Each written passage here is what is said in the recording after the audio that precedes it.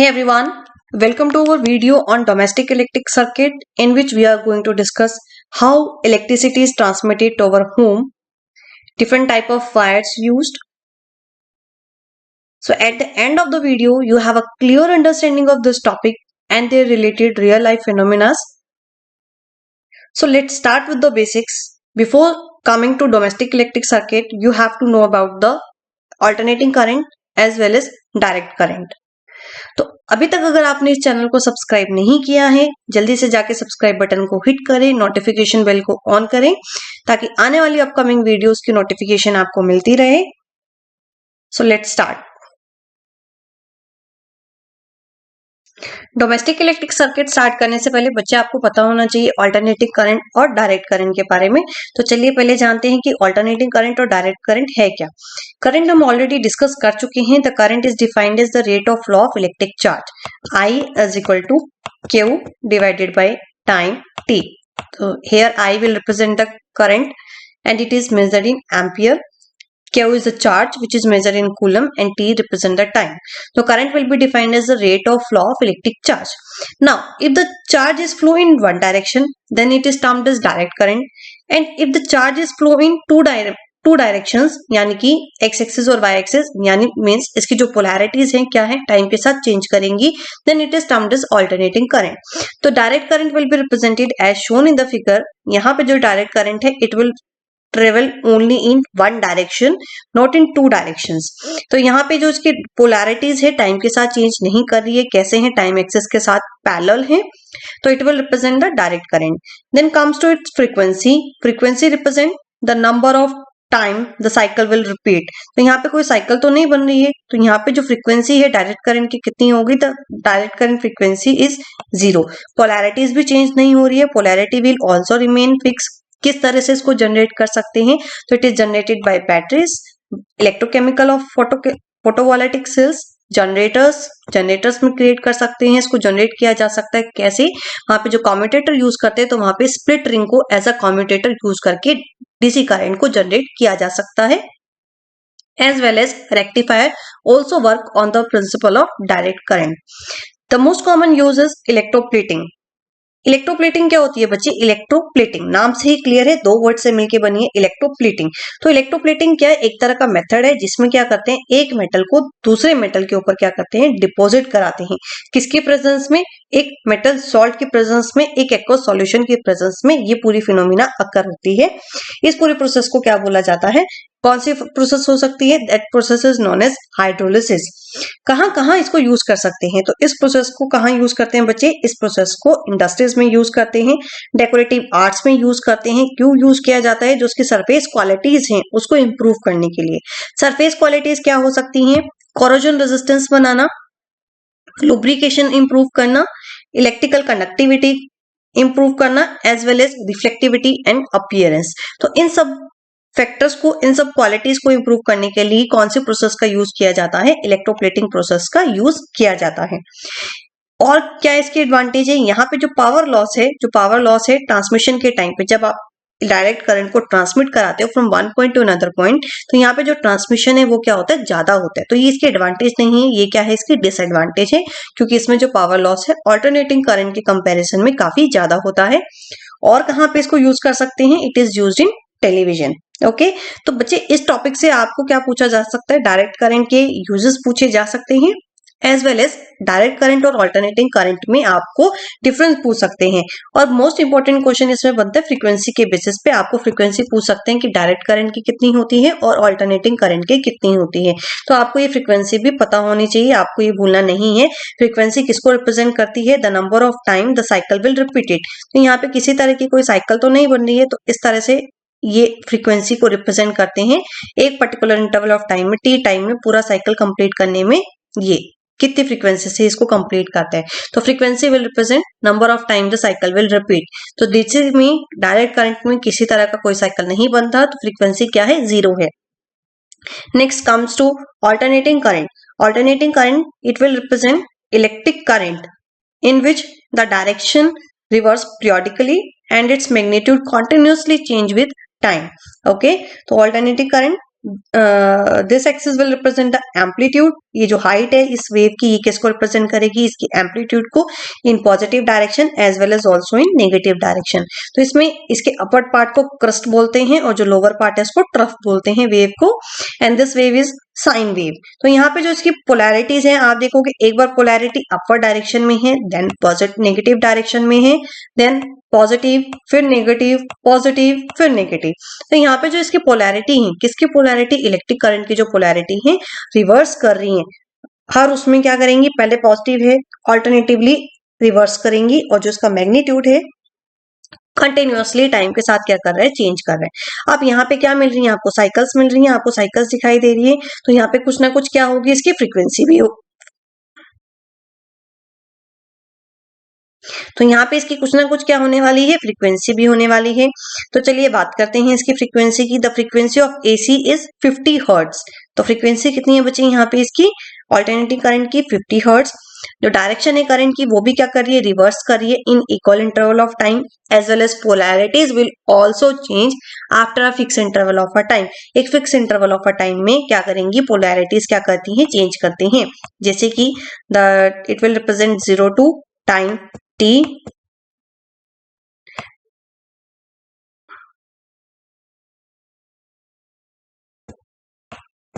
Okay.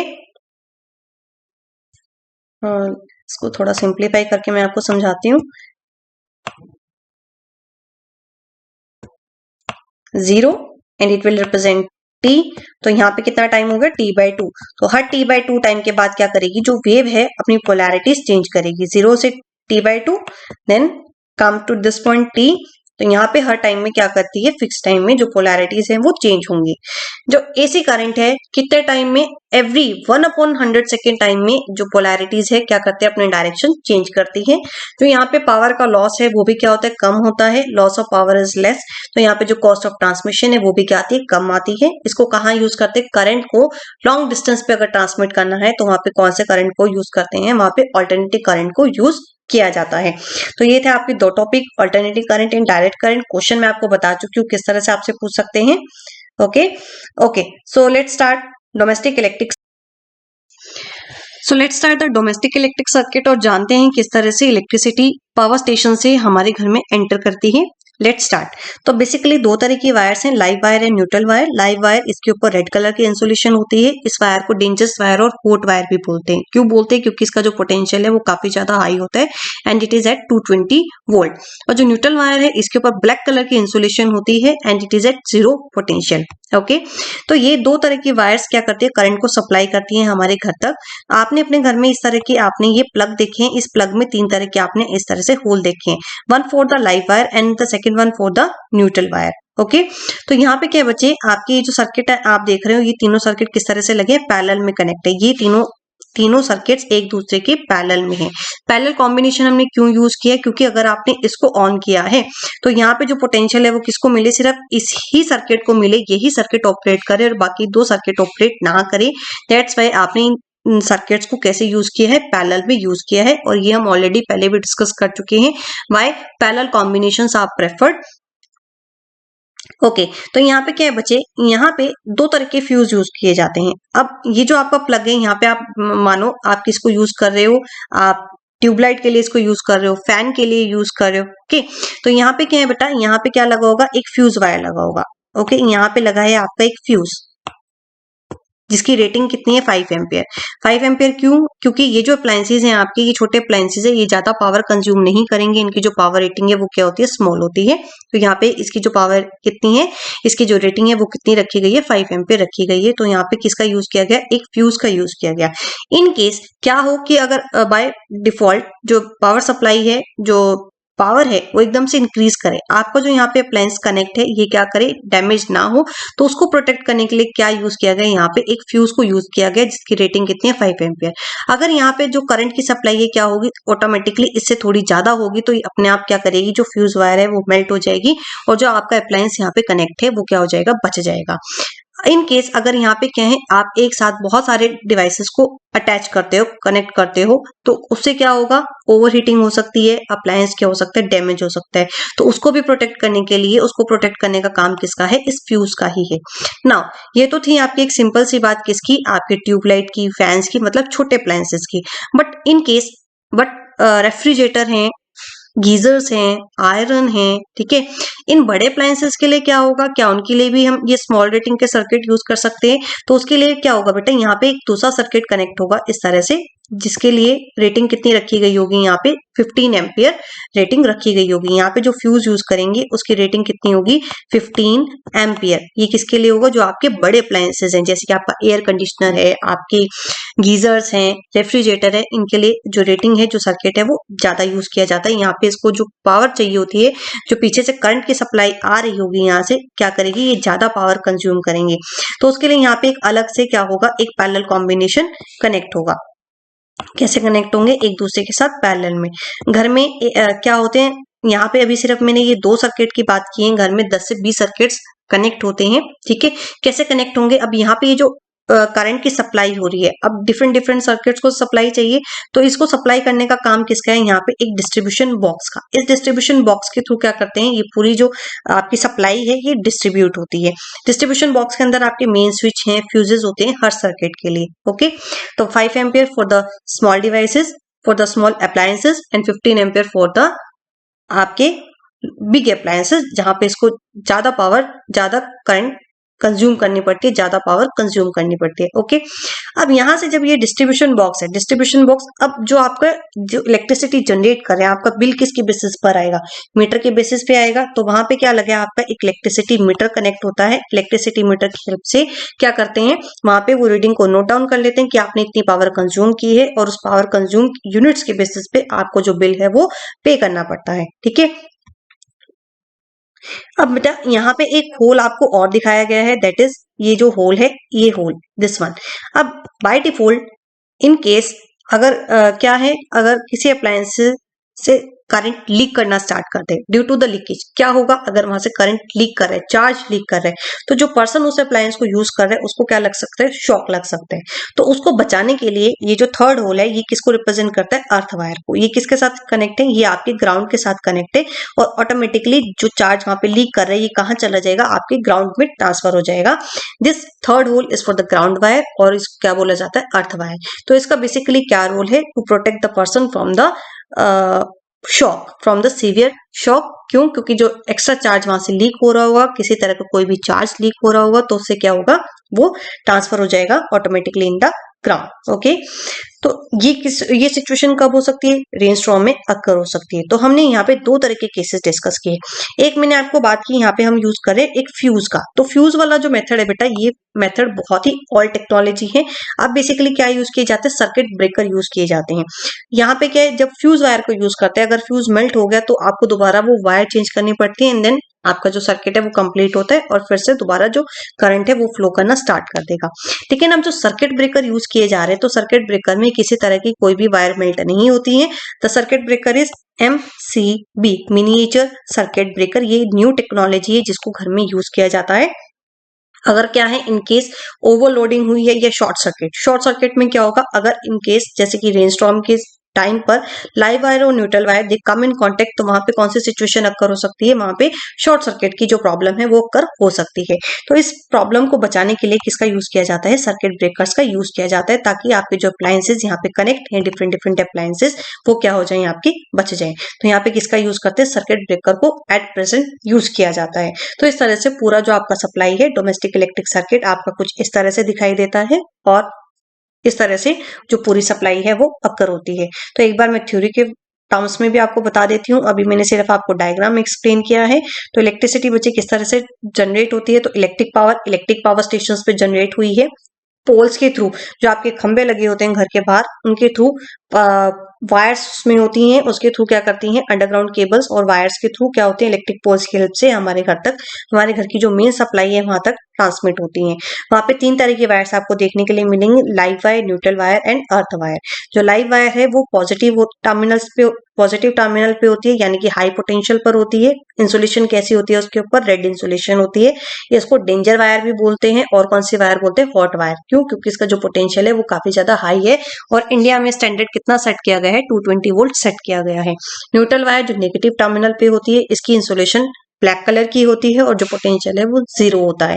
तो दोनों wire के बीच में क्या होता है, 220 वोल्ट का डिफरेंस होता है।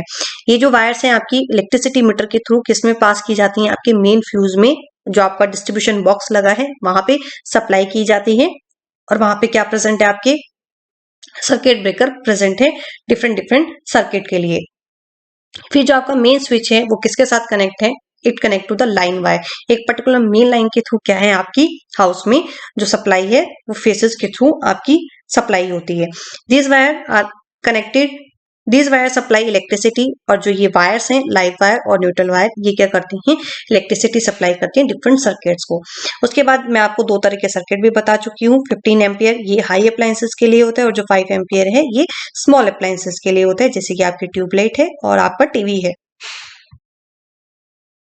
अर्थ वायर जो आपको शॉक से बचाती है, इसका कलर कैसा होता है, green colour. It is green in colour. इसकी जो इंसुलेशन है वो ग्रीन कलर की होती है। अगर कोई एक्स्ट्रा लीकेज हो रहा है सर्किट में किसी भी मेटल बॉडी से, तो वो ऑटोमेटिकली कहाँ ट्रांसफर हो जाएगा, ग्राउंड में। Next is electric fuse. जो ये सर्किट अगर डैमेज हो जाता है ओवरलोडिंग की वजह से, उसकी वजह से क्या होगा, सर्किट को प्रोटेक्ट करने का काम किसका है, फ्यूज का। अब बेसिकली क्या यूज करते हैं, miniature circuit breaker. Electric fuse heating effect of current पे काम करता है। MCB magnetic effect of current के ऊपर काम करता है। तो यहाँ पे हमने 2 प्रॉब्लम डिस्कस की, short circuit and overloading. Short circuit कब होता है, जब लाइव वायर और neutral wire they come in contact with each other. बारिश के टाइम पे, थंडरस्टॉर्म के टाइम पे सिचुएशन अक्कर हो सकती है। अगर ये दोनों वायर एक दूसरे के कांटेक्ट में आ जाए, यानी कि एक वायर की जो इंसुलेशन है वो डैमेज हो जाए, या बाय डिफॉल्ट कोई अप्लायंस में फॉल्ट है, उस वजह से भी ये प्रॉब्लम अक्कर हो सकती है। तो इस केस में क्या होगा, जो सर्किट में करंट क्या करेगा, एकदम से इंक्रीज कर जाएगा and the situation will occur, और उस सिचुएशन को क्या बोलेंगे, शॉर्ट सर्किट। तो जूल्स लॉ ऑफ हीटिंग की वजह से तो according to Joule's law H is equal to I square RT। अगर ज्यादा करंट फ्लो करेगा, ज्यादा करंट फ्लो करने से क्या होगा, ज्यादा हीट प्रोड्यूस होगी किसमें, लाइव वायर में, and the spark and damage the device will occur.